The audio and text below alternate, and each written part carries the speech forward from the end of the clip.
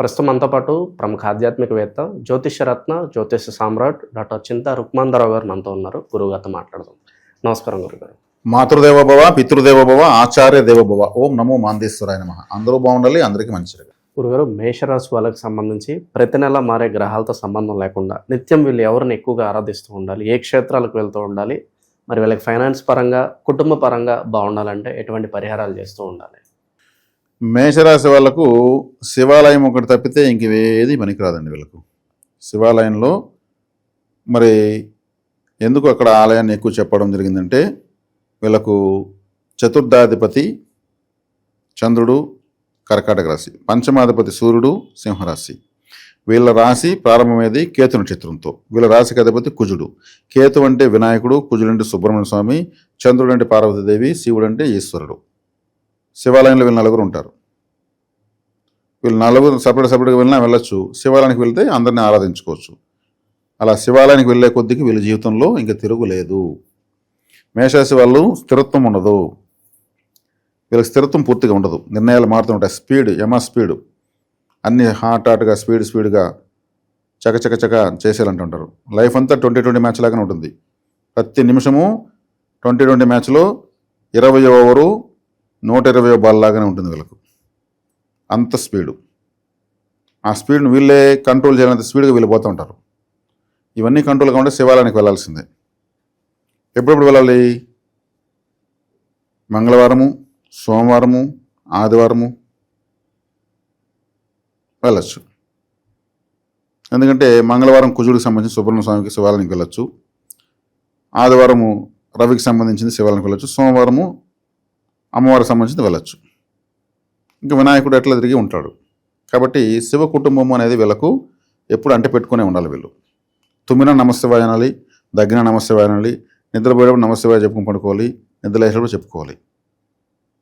ఈ శివ కుటుంబం photo compulsory వీళ్ళ ఇంట్లో పెట్టుకోవాలి.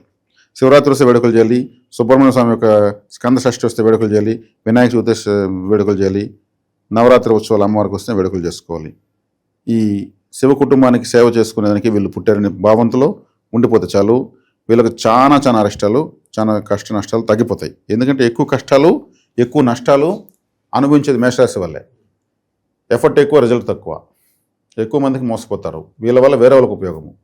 శివుడు కూడా ఎక్కువ మంది అందరూ ఇస్తూనే ఉంటాడు. ఆయన ఏముంది, ఎవరి దగ్గర అడిగింది మనం వినం, ఆయన ఇస్తూనే ఉంటాడు.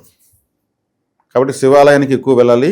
వీళ్ళు ఇంకా ఏదన్నా డెవలప్ అయ్యే కొద్దిగా శివాలయం ఎక్కడ కడతా ఉంటే కూడా వీళ్ళు అక్కడ సిమెంట్ కొనివ్వడము, ఆ స్టీల్ కొనివ్వడము, ఇంకేదన్నా ఏర్పాటు చేయడము, ఆలయం కట్టిన తర్వాత ఒక చక్కటి వాయిద్యాన్ని కొనివ్వడము, గంట కొనివ్వడము, లేదా ఒక ఏసీ కొనివ్వడము, ఏదో ఒకటి, ఒక జనరేటర్ కొనివ్వడం, ఏదో ఒకటి చేయాలి. శివాలయం సేవ చేయాలి. ఇలా చేసే కొద్దికి వీళ్ళు మంచి స్థాయికి వెళ్ళిపోతారు. జీవితంలో అన్ని దోషాలు పోతాయి. దశ అవసరం లేదు, భుక్తి అవసరం లేదు.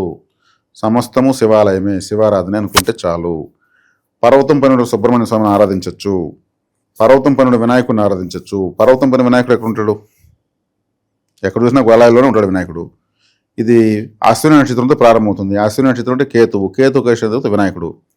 తిరుచి, తమిళనాడు తిరుచిలో పర్వతం పైన వినాయకుడు. ఉచ్చి పిల్లయార్ అంటారు ఆయన్ని. అంటే ఉచ్చి అంటే ఇది.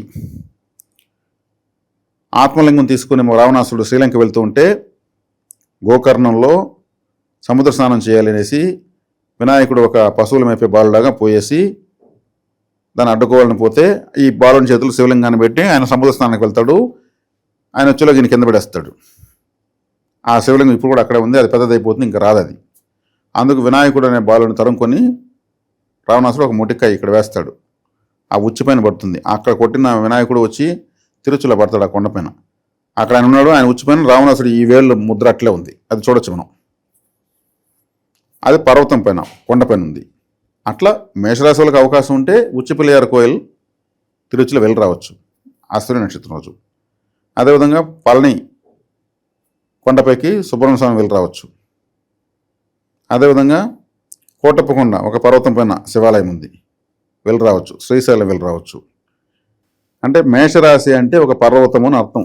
అందుకు పర్వతం పైన శివాలయాలు, వినాయకుడు ఆలయాలు, సుబ్రహ్మణ్య ఆలయాలు, అమ్మవారి ఆలయాలు అంటే వెళ్ళి రావచ్చు. కనకదుర్గమ్మ ఆలయానికి వెళ్ళి రావచ్చు, పర్వతం పైన ఉంది. ఇక్కడికి వెళ్తే రాశికి యాక్టివేషన్ బ్రహ్మాండం జరుగుతుంది. వెళ్ళలేమనుకుంటే వాళ్ళ ఊళ్ళో ఉన్నటువంటి శివాలయానికి వెళ్ళి రావచ్చు. ప్రశాంతంగా 2 గడియల కాలం ఉండేసి రావాలి. అంటే 48 నిమిషాలు స్పెండ్ చేసి రావాలి. కనీసం గడియన్నా ఉండాలి. గడి అంటే 24 నిమిషాలు ఉండేసి రావాలి. అప్పుడు వీళ్ళ రాశి వీళ్ళకు యాక్టివేషన్ అవుతుంది, మంచి ఫలితాలు వస్తాయి. లేదంటే వీళ్ళకు ఇంకెక్కడ ఏ దేవుడి దగ్గరికి వెళ్ళినా వీళ్ళకు దారి తెన్ను లేదు. వీళ్ళకి పర్ఫెక్ట్ ఆలయ పరిహారం చెప్పాము. కాబట్టి ఈ మేషరాశి అంటే వీళ్ళు బాగా తింటారు. వీళ్ళు ఏదైనా తింటారు. వీళ్ళు బాగా చిరుతిండ్లు అంటే భలే ఇష్టం. వీళ్ళకి బాగా తింటారు. అందుకే వినాయకుడు కూడా నైవేద్య ప్రియుడు, ఎక్కువ నైవేద్యాలు ఆయనకే ఉంటాయి. కాబట్టి వీళ్ళు ఎక్కడికి వెళ్ళినా నైవేద్యం తీసుకెళ్ళి ప్రసాదంగా మళ్ళీ వీళ్ళు తీసుకోవచ్చు. చాలా మంచిది. రెడ్ కలర్ కలిసి వస్తుంది. రెడ్ కలర్ అంటే రెడ్ రిలేటెడ్ అన్నీ కలిసి వస్తాయి. రెడ్లో కూడా టమాటో రెడ్ ఉంది, యాపిల్ రెడ్ ఉంది, పోస్ట్ ఆఫీస్ రెడ్ ఉంది, పోస్ట్ బాక్స్ రెడ్ ఉంది, చాలా రెడ్ కలర్ ఉన్నాయి. కాబట్టి రెడ్ రిలేటెడ్ అన్నీ వీళ్ళకి కలిసి వస్తాయి, తీసుకోవచ్చు. వైట్ కలిసి వస్తుంది, ఆరెంజ్ కలిసి వస్తుంది. ఆరెంజ్ కూడా రెడ్ రిలేటెడే. కాబట్టి ఆరెంజ్ ఫ్రూట్స్, జ్యూసు, చాక్లెట్స్ కూడా తీసుకోవచ్చు. సూర్య నమస్కారాలు అధికంగా చేయొచ్చు.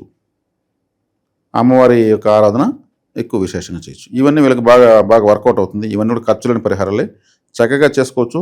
మేషరాశి వాళ్ళు ఇది మరీ ఎక్కువ పరిహారాలు శివాలయమే వీళ్ళకు ఫైనల్ అయింది కాబట్టి చక్కగా వీళ్ళు ఆరాధించుకొని మంచి స్థాయికి వెళ్ళిపోవచ్చు. ఓవరాల్గా మేషరాశి వాళ్ళకి సంబంధించి ఎటువంటి పరిహారాలు చేసుకోవాలి, ఎలాంటి క్షేత్రాలకు వెళ్ళాలో మంచి విశ్లేషణ అందించారు. ధన్యవాదాలు. ధన్యవాదాలు.